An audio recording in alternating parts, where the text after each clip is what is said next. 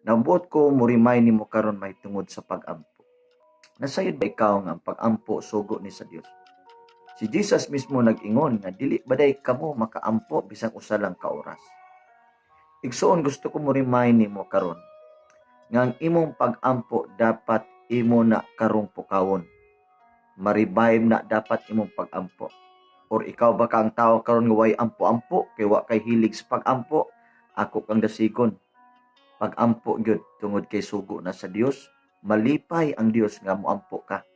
Naunsa man ni pag-ampo? Pag-ampo igsoon dili lang tungod kay mangayo kaniya. Dili lang tungod kay naa kay pagpanginanan. Ang pag-ampo igsoon usa na sa dakong indikasyon nga ikaw nanginahanglan Dios. Kay kung ang tao gali di na moampo, meaning wa na siya nanginahanglan Dios. Ang pag-ampo makaigsuonan usa na sa indikasyon nga relasyon nimo sa diha sa Dios. Nga meaning nanginahanglan kaniya, nagdepende kaniya kay siya ang imong kusog, siya ang imong tanan, siyang tag-iya sa atong kinabuhi. Now ang pag-ampo makaigsuonan usa ni sa gitawag og komunikasyon sa tao. Mao ni ang nahimo nimong divine connection sa Ginoo. Kung naay prayer, meaning naay network, naay connection. Now kung wala nagali connection, meaning kay di naman ka moampo. Kung sa cellphone pa na mo text jud ka or mo tawag ka. Naon sa may gamit sa imong cellphone kung di ka mo text o di ka mo tawag. Gitagaan kag kinabuhi, tagaan kag baba, tagaan kag dila, tagaan kag hunahuna.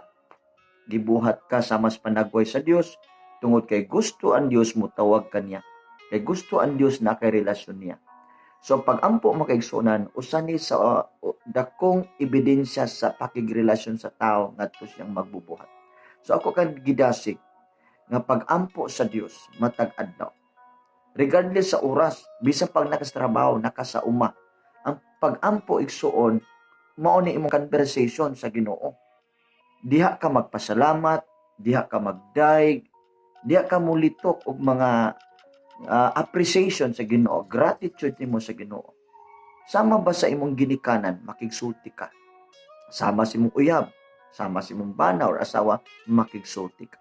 Sa samang paagi gusto ang Dios ana, maunay kalipay sa Dios nga makigsulti kaniya. Nabuhaton nimo na pwede diya sa tago, sa imong kwarto, of course sa simbahan, dapat na mo simba.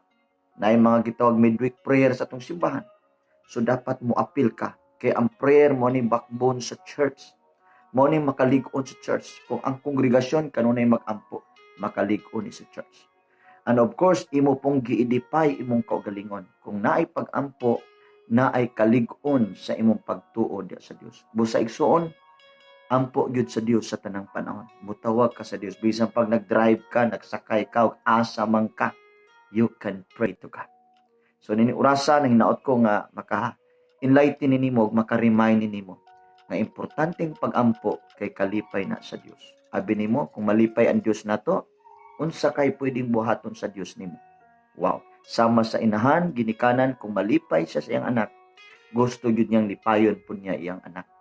Gusto niyang i-provide gyud bisan ang mga surpresang butang nga malipay lang iyang anak. Sa samang paagi, gusto ang Dios nato atong amahan ngadto sa langit nga lipayon kaniya.